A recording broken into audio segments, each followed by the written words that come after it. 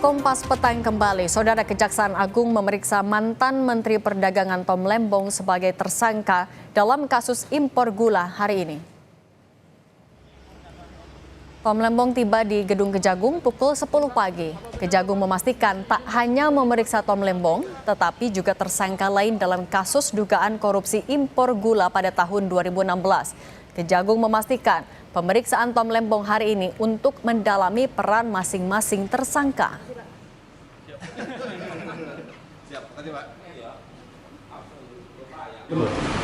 Agendanya apa? Hari ini kedua tersangka direncanakan diperiksa oleh penyidik pemeriksaan lanjutan. Mengenai agendanya, kita juga masih konfirmasi kepada penyidik terkait apa. Tapi yang pasti tentu terkait peranan dari kedua tersangka dalam perkara ini, ya, seperti pasal sangkaan yang sudah disangkakan kepada kedua tersangka. Saya kira begitu, ya. Kejaksaan Agung membantah anggapan politisasi pada kasus korupsi yang menjerat mantan Menteri Perdagangan Thomas Trikasih Lembong. Kepala Pusat Penerangan Hukum Kejagung, Harley Sregar, mengklaim kasus korupsi Tom Lembong terkait kebijakan impor gula pada periode 2015-2016 murni bentuk penegakan hukum. Kejagung memastikan penetapan Tom Lembong sebagai tersangka sudah berdasarkan bukti permulaan yang cukup.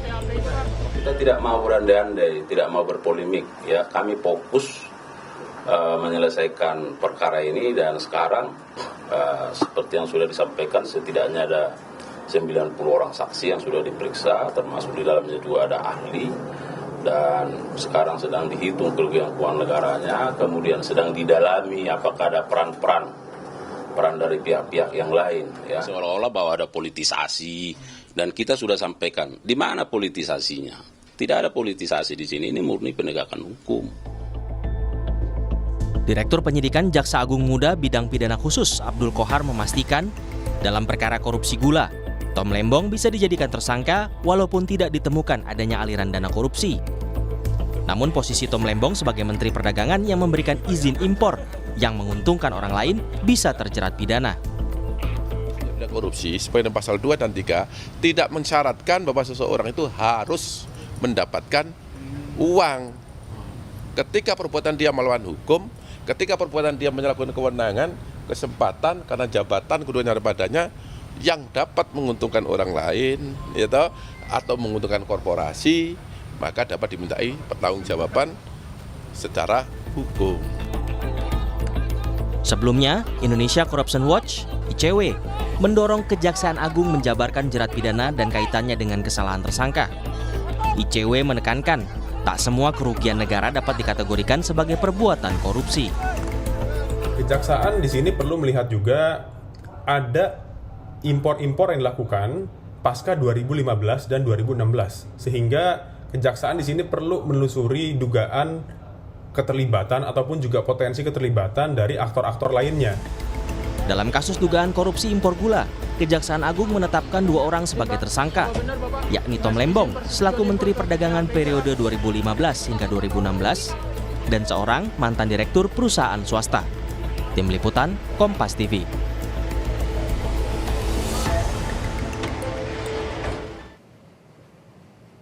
Di tengah desakan untuk mengungkap bukti penetapan tersangka Tom Lembong, Kejagung menegaskan tidak ada politisasi dalam kasus ini. Dan hari ini, Kejagung kembali memeriksa Tom Lembong untuk mendalami peran masing-masing tersangka dalam kasus impor gula. Kita bahas kasus ini bersama dengan Ketua Komisi Kejaksaan, Pujiono Suwadi, dan Kuasa Hukum Tom Lembong, Ari Yusuf Amir. Selamat petang semuanya. Selamat petang. Saya mau ke Bang Ari dulu. Bang Ari, hari ini kan diperiksa lagi Pak Tom Lembong. Apa yang digali oleh penyidik kepada Pak Tom Lembong? Ya, terima kasih, Cindy. Jadi tadi sekitar pukul 10 pagi dimulai lagi penyidikan Pak Tom Lembong. Jadi tadi dianggap sebagai pemeriksaan yang kedua, karena pemeriksaan pertama tidak sempat kami dampingin pada waktu beliau sebagai saksi, lalu diubah statusnya menjadi tersangka dan lalu dilakukan penahanan. Nah, saat ini kita baru pertama kali mendampingi, karena memang sebelumnya pada waktu pemeriksaan saksi, Pak Tom Lembong tidak bersedia didampingin pengacara karena beliau menganggap ini hal yang biasa, mungkin Kejaksaan menginginkan penjelasan, beliau jelaskan dengan detail, tapi ternyata berujung menjadi tersangka. Nah, dalam kaitan pemeriksaan tadi, di sana masih dijelaskan, ditanyakan tentang kebijakan-kebijakan surat-surat yang dikeluarkan oleh Pak Tom Lembong. Nah, dalam pemeriksaan tersebut, intinya Pak Tom Lembong menjelaskan bahwa semua surat-surat yang dibuat oleh Pak Tom Lembong, karena Pak Tom Lembong ini menjabat semenjak Agustus 2015 kalau saya tidak salah, dan beliau hanya tidak sampai setahun menjadi Menteri Perdagangan, beliau meneruskan menteri yang sebelumnya. Pada saat itu dia menjelaskan bahwa surat-surat itu adalah lanjutan dari surat-surat menteri sebelumnya. Lalu prosesnya juga dijelaskan bahwa proses itu dari bawah diajukan ke atas, setelah dia paraf di ACC di bawah, naik ke beliau, lalu beliau pelajarin, baru beliau ditandatangani. Nah, sehingga tadi dalam pemeriksaan tadi sampai petang ini, hal-hal itu yang ditanyakan oleh penyidik. Enggak, begitu. Artinya terkait pemberian izin impor kepada pihak swasta itu apa pertimbangan Pak Tom Lembong? Apakah memang hanya meneruskan dari pejabat-pejabat sebelumnya atau ada pertimbangan lain? Ya, tadi belum masuk sampai kepada persoalan import ya, tapi tadi ditanyakan tentang surat-surat yang Pak Tom Lembong keluarkan menanggapi surat misalnya dari PPI ya. PPI ini adalah persero BUMN karena menurut mensurati Pak Tom Lembong berdasarkan surat menteri sebelumnya, lalu Pak Tom Lembong memfollow up dengan surat ke Menteri BUMN, dan semua surat-surat tersebut ditembuskan ke Menteri Koordinator dan dilaporkan ke di rapat kabinet. Tapi Itu yang kalau Pak dijelaskan Anda oleh sendiri Pak ada yang Kemenko. disampaikan soal kronologi ini, Bang Ari? Maksudnya bagaimana? Kalau soal kronologinya apa yang terjadi pada saat itu ia masih menjabat sebagai menteri, apa yang diceritakan Pak Tom Lembong kepada Anda? Ya, yang disampaikan beliau, pertama poin penting saya tanyakan tadi ketika pertama kali ketemu beliau, Pak Tom, apakah Anda dalam proses impor gula ini Anda punya kepentingan pribadi? Dia tegaskan sama sekali tidak. Saya tidak punya kepentingan pribadi, saya hanya melaksanakan tugas saya dan kondisi pada saat itu membutuhkan itu saya lakukan sesuai prosesnya. Oke, baik. Dan saya tidak menerima fee apapun dan tidak menguntungkan siapapun karena beliau sama sekali tidak kenal dengan pihak-pihak yang ditunjuk tersebut. Oke, sekarang saya mau ke Pak Pujono. Pak Pujono, Kejagung sudah memastikan kalau ini murni penegakan hukum. Tapi kalau dari Komjak sendiri menyikapinya, ini sudah sesuai prosedurkah penetapan Tom Lembong sebagai tersangka? Ya, sejauh ini kan kita melihat karena ini tahap awal ya, sejauh ini kita melihat memang murni penegakan hukum. Kita kan menarik ini menjadi isu politis kan karena memang kebetulan ketika kemarin pilihan presiden, posisi Pak Tom Lembong kan berseberangan dengan Pak Prabowo selaku presiden terpilih, sehingga kita menariknya ke sisi politis. Nah, kalau berdasarkan proses sejauh ini kita melihatnya masih dalam koridor penegakan hukum. Tinggal ketika kemudian nanti dalam proses berikutnya ada yang salah apa tidak, baik lawyer, pihak Pak Tom Lembong ataupun kita nanti bisa menguji bersama-sama. Tapi Pak Pujono, ada juga desakan agar Kejagung menjelaskan kronologi penetapan Tom Lembong sebagai tersangka agar sama-sama transparan, diketahui prosesnya. Tanggapan dari Komjak seperti apa?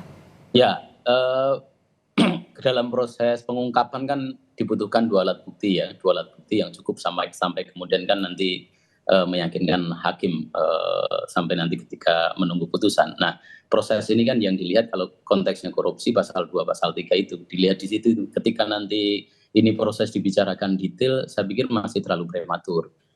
Kenapa begini-begini? Nanti biar sambil nanti pengungkapan alat bukti, paling nanti juga pihak-pihak lain akan dipanggil yang belum sekarang ini mungkin muncul di permukaan, nanti akan dipanggil untuk melengkapi pemeriksaan bukti-bukti tambahan. Oke, Bang Ari, sekarang kan Pak Tom Lembong tapi sudah ditahan selama 20 hari ke depan. Langkah hukum yang sedang disiapkan oleh pengacara apa, Pak? Ya, itulah yang kita sesalkan adalah penahanannya Pak Tom Lembong. Pertanyaan kita, apakah perlu beliau dilakukan penahanan? Pertama, beliau sangat kooperatif. Setiap dipanggil beliau hadir dan beliau menjelaskan semua, bahkan membantu penyidik untuk mengungkap kasus ini menjadi terang. Jadi tidak ada yang ditutup-tutupin oleh beliau. Dan kemampuan beliau untuk menghilangkan dokumen-dokumen juga sudah tidak ada lagi. Beliau kan bukan sebagai menteri lagi. Nah, status beliau juga yang kooperatif ini mungkin sebaiknya dipertimbangkan oleh pihak kejaksaan.